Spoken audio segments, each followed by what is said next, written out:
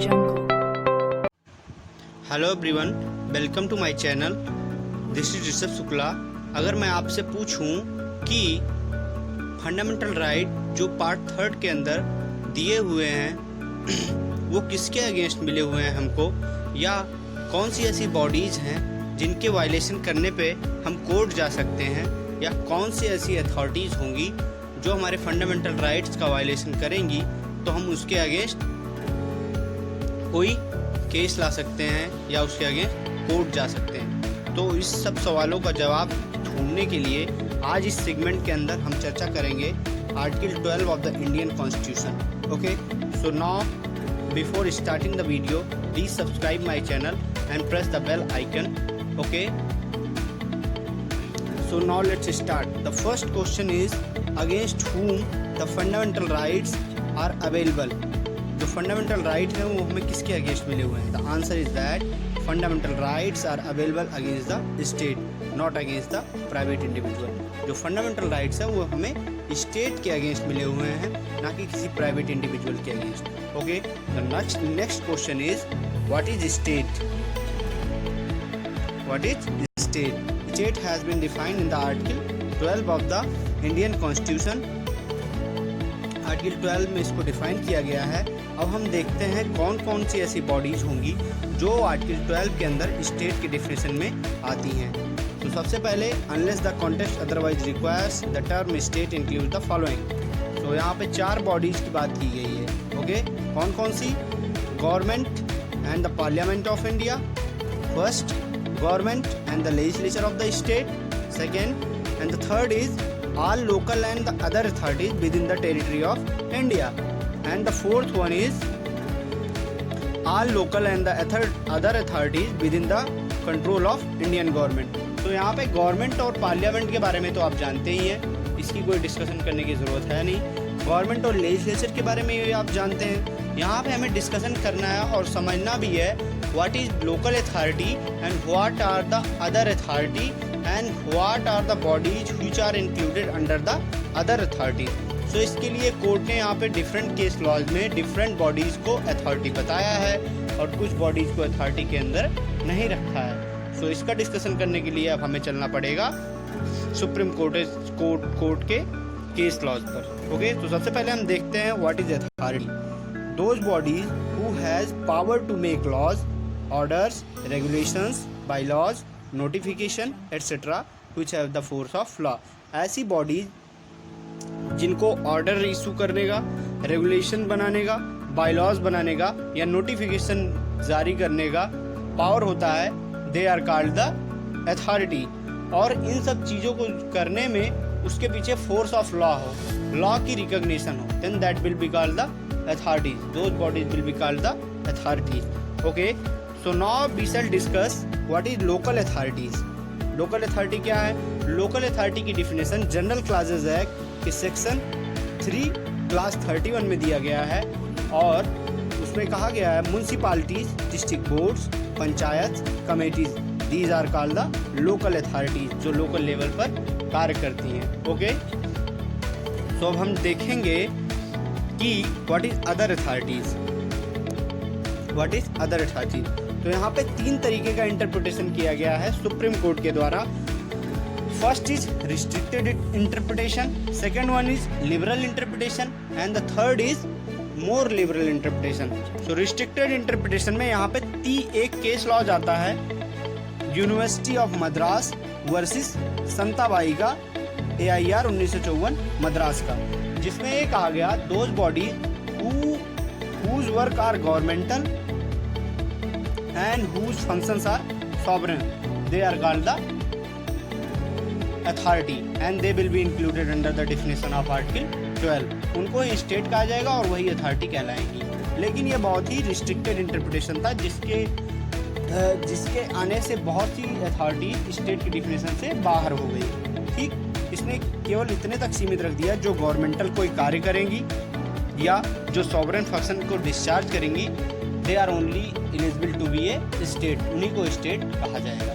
लेकिन उसके आगे फिर लिबरल इंटरप्रिटेशन हुआ, जिसमें फिर हमारा एक केस आया Rajasthan electricity board versus Mohanlal, AIR 1967 supreme court, इसमें बहुत ही वाइड इंटरप्रिटेशन किया गया, लेकिन यहाँ भी कुछ कमियाँ रह गया, इसलिए मोर लिबरल इंटरप्रिटेशन किया गया। आगे चलते तो यहाँ क्या कहा गया, it is wide enough to include all authorities created by the constitution और institute on whom the power are conferred. इसमें एक आ गया जिनके ऊपर कॉन्स्टिट्यूशन के द्वारा या किसी भी इंस्टीट्यूट के द्वारा पावर कन्फर किया जा रहा है, उनको कम से कम स्टेट के अंदर रखना चाहिए, उनको एटलीस्ट स्टेट की डिफिनेशन के अंदर रखना चाहिए। तो ऐसे व्यू का इंडोर्समेंट करने के लिए यहाँ पे 2 केसेज आए, कोचीन देवासन बोर्ड 1956 का और दुखोराम वर्सेस कोऑपरेटिव एग्रीकल्चर एसोसिएशन 1961 का भी केस आया।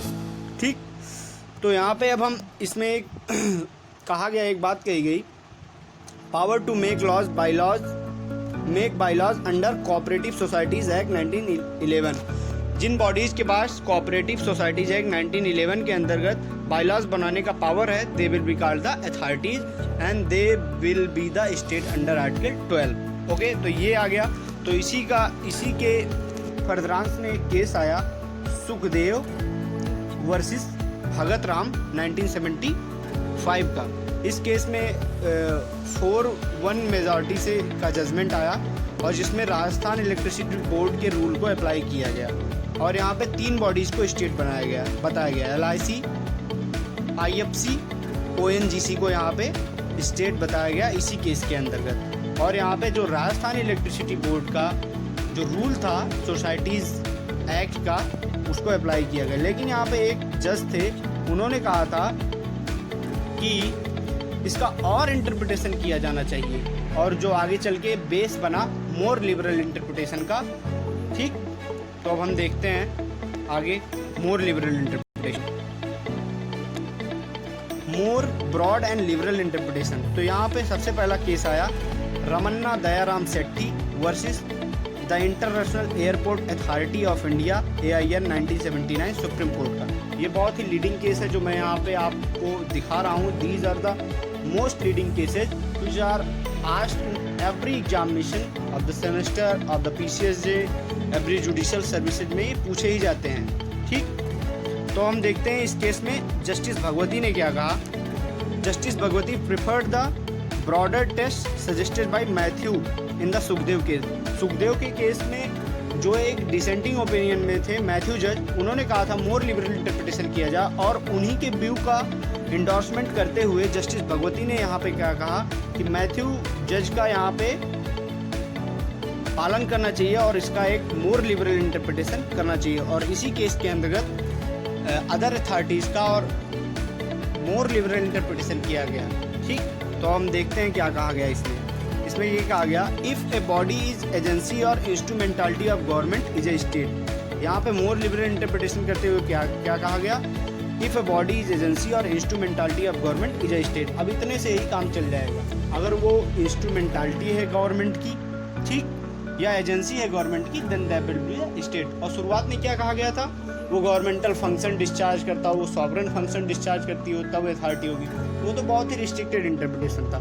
और यहाँ पे एक बहुत ही इंपॉर्टेंट टेस्ट भी लेट डाउन किया गया इस केस के अंतर्गत कि अगर जो फाइनेंशियल रिसोर्स है उस बॉडी का वो गवर्नमेंट के द्वारा दिया जाता है, पहला यहाँ पे 5 टेस्ट आए इस, या वो जो बॉडी है वो गवर्नमेंट के द्वारा कंट्रोल की जा रही हो, डीप एंड परवेसिव कंट्रोल हो, okay. And the third, functional character, उसका फंक्शनल जो कैरेक्टर है वो पब्लिक इंटरेस्ट में कार्य कर रही है वो बॉडी, ठीक। और चौथा यहाँ पे department of government should be in transferred, जो गवर्नमेंट के कार्य हैं या गवर्नमेंट के जो डिपार्टमेंट है उस बॉडी को ट्रांसफ़र कर दिए जाए, ठीक। अब जैसे यहाँ पे रेलवे के जो कार्य हैं वो गवर्नमेंट के थे, लेकिन अब वो जिस प्राइवेट कंपनी को ट्रांसफ़र कर दिए जाएंगे वो स्टेट के अंतर्गत आ जाएगी, क्योंकि रेलवे का प्राइवेटाइजेशन, हर चीज़ का प्राइवेटाइजेशन हो रहा है, लेकिन वो गवर्नमेंट के कार्य जब प्राइवेट बॉडी को ट्रांसफ़र किए जाएंगे तो वो स्टेट के डिफिनेशन में आ जाएंगे, ठीक। यहाँ पे और चौथा क्या कहा गया, मोनोपोली स्टेटस उसका ना हो, ठीक, मोनोपोली स्टेटस हो उसका, ओके। तो यहाँ पे 5 टेस्ट लेट डाउन किए गए। अगर इसमें कोई भी बॉडी फिट बैठती है तो वो अथॉरिटी की डिफिनेशन के अंतर्गत आती है और उसे आर्टिकल 12 के अंतर्गत स्टेट माना जाएगा।